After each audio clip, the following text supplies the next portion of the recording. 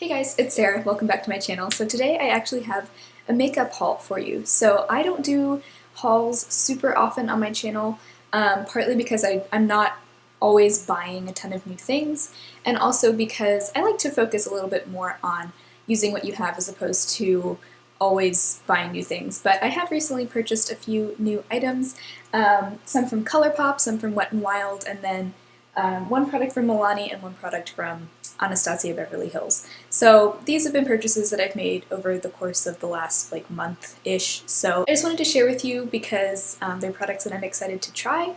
I may do a haul update video if you'd like to see one, but I also plan to just talk about these products in future videos, probably in my monthly wrap-up videos either this month or next month, so let me know if you'd like to see a dedicated haul update for these. Let's start with the Colourpop purchases. So this is actually my first Colourpop purchase.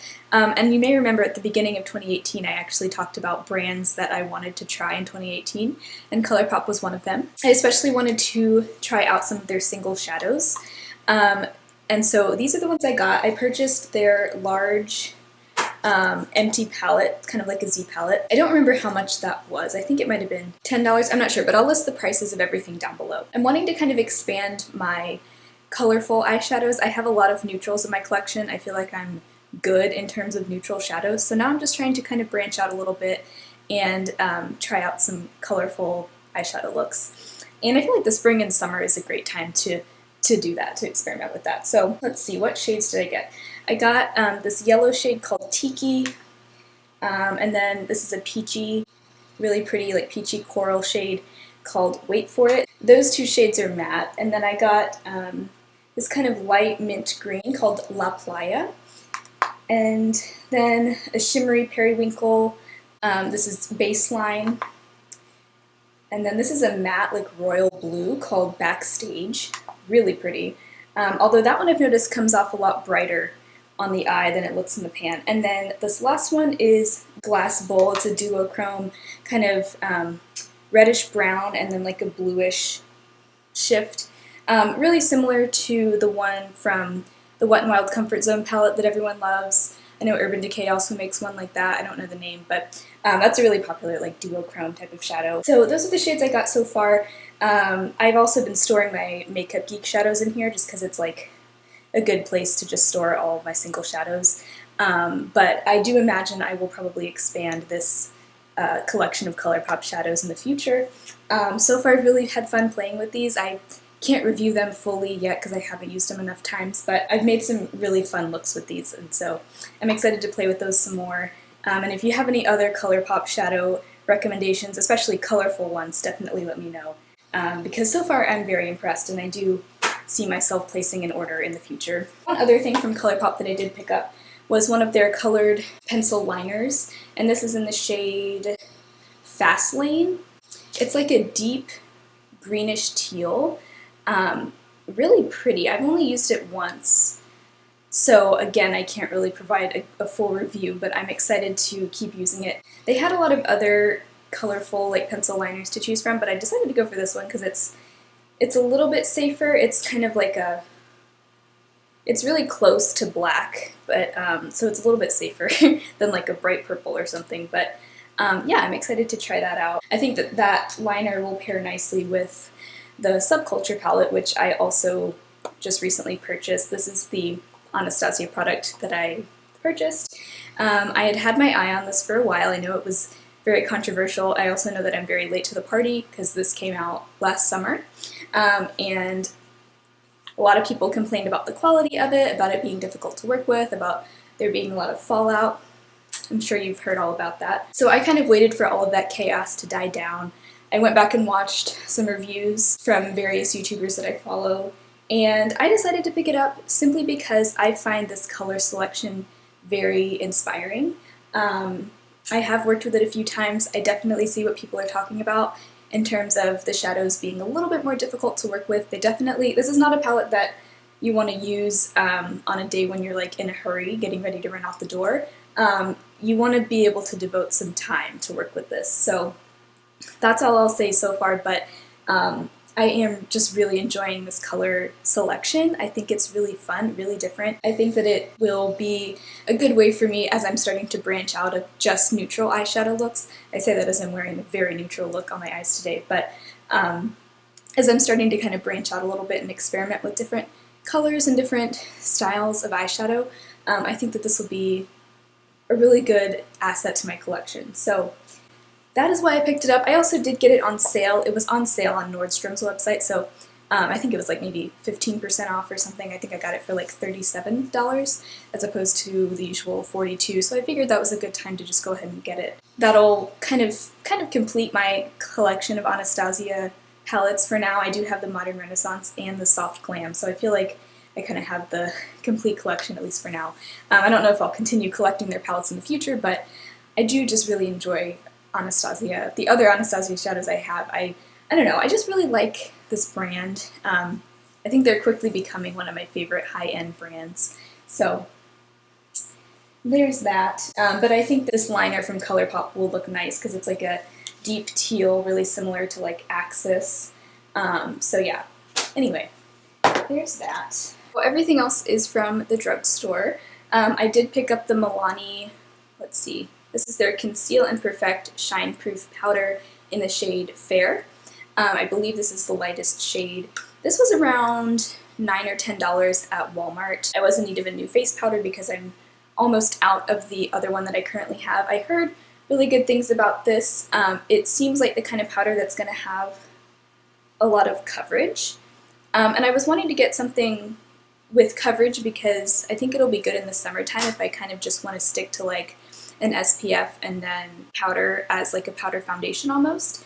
And I know Emily Noel said that this works really well almost like as a powder foundation. You can definitely build up the coverage with it. So I'm excited to try it out using it like that. Haven't actually tried it yet, but it feels really soft and smooth and velvety, and it definitely does seem like a good shade match for me. So I'm excited to use this once I do run out of my other powder. So everything else is from Wet n Wild, which is probably my favorite drugstore brand. So let's see, where do I start? This is a repurchased product from them. I had it in the past, and ever since I used it up, I've really missed having it in my collection. And it's the Wet n Wild Illumi-Naughty Highlighting and Concealing Pen in the shade I-Vory Into You. This is also the lightest shade. It's one of those concealers where you twist it up and the product comes out through this little brush tip. It's a really nice, lightweight, natural looking concealer. It's not going to have the most coverage, but I really like that for just like no makeup days where I just want like a little bit of coverage under the eyes. It's also great for just like kind of brightening up. I don't know, I just really like this concealer. I don't really know what it is about it that I like so much, but I just really like it, and so I'm glad to have it back. I also picked up a couple of the Wet n Wild MegaLast lipsticks. These are great if you are wanting to kind of experiment with some fun colors or colors that you know you're not going to wear super often, because these are only $1.99 each, so it's not like you're investing a lot of money in them. But the formula of these MegaLast lipsticks is really nice. I do have a couple of others in my collection already. It's kind of like a matte formula. They have really good staying power. It's just a nice formula, but it's really inexpensive, so like I said, it's a good way to kind of experiment with some more fun shades. So that's what I did. I picked up a couple of shades that I definitely don't already have in my collection. They're shades I know I'm not going to wear really often, but I think they'll be fun to kind of play with and experiment with. So this first one is in the shade Don't Blink Pink. It is literally just a hot pink lipstick. It's definitely not something I'm going to wear very often, but it'll be fun to just kind of experiment with. And then I also got Violet's Kiss, which is purple, just very purple. So both of those will be fun, especially I think for summer. So yeah, we'll see what kind of looks I can come up with using these. I also got another one of the Wet n Wild flat top brushes. This is my favorite foundation brush, and I have one already, and I just wanted to get another one so that when the other one is dirty, I don't have to wash my brushes as often. I know I'm lazy, but it's so cheap. It's like, I think this is $2.99.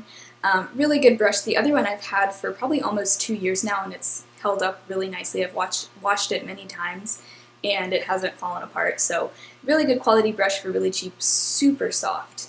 And it just does a great job blending in foundation. So wanted to pick up another one of those just to kind of have in my brush rotation. The last two things I got are brow products. also from Wet n Wild. First one I'm actually wearing in my brows today. This is the UltimateBrow Retractable Brow Pencil in the shade Taupe.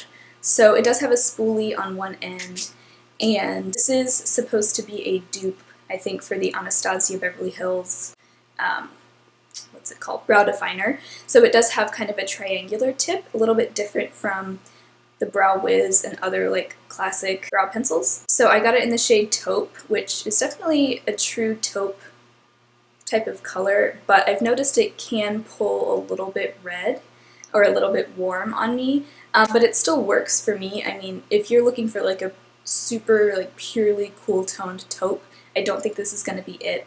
But aside from the tone, I really like the way that it applies. I definitely can fill in my brows with this much faster than the Brow Wiz because A, it's a little bit creamier than the Brow Wiz. If you've ever used the Brow Wiz, you probably know that it's very hard, and so that can be good if you don't want to like go overboard with it, but it can take some time, especially also because it's so thin. So this is a little bit wider, and it's like that triangular shape of the brow definer. So I've never tried the brow definer myself, so I can't really compare this to that. But I feel like I can fill in my brows really quickly with it, and it's pretty easy to work with too. So I'm enjoying this. And whenever you do want like a really fine tip with it, you can just use the edge of the, or like the corner of the triangle that's really thin on the edge, if that makes sense. So yeah, I don't know, I really like this so far. I've only used it a couple times, so I can't really fully review it yet, but so far I'm really enjoying it. And then the last thing I got is the UltimateBrow Mascara. They only had two shades at the Walgreens that I was at.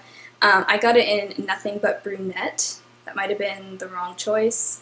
But, well, the only other choice that they had at the store was like a red or like auburn color, which is definitely not for me. So I don't know if they have more shades available online, but I just went ahead and got the brunette one. I thought this might be nice for days when I just want to like quickly do my brows, but I don't want to go to the trouble of filling them in. We'll see. It has kind of a small brush, and I did try using it once, and it kind of, I don't know, I need to work with it some more. But it's definitely a brown color, like that's it compared to the brow pencil. So the thing about tinted brow gels is that you do kind of have to be careful with them because you can get color up above your brows or below them. You kind of have to be a little bit careful with it. So I'm going to keep playing with this. I don't know, I may end up giving it to a friend who has like darker hair if it doesn't work for me, but I figured, I mean, it's only like a couple bucks, so it's not like I'm, you know, losing a lot of money with this product. So those are all of the products that I've picked up recently. Let me know if you enjoy hauls. I know some people really like hauls and some people don't, so I can do them more often if you'd like me to, but I don't have to. So anyway, those are some of the products that I'm testing out. Like I said, I may do a haul update, or I may just kind of review them in my monthly wrap-ups. So let me know which you prefer. I hope you enjoyed this video. If you did, please subscribe to my channel, and I will talk to you guys next time.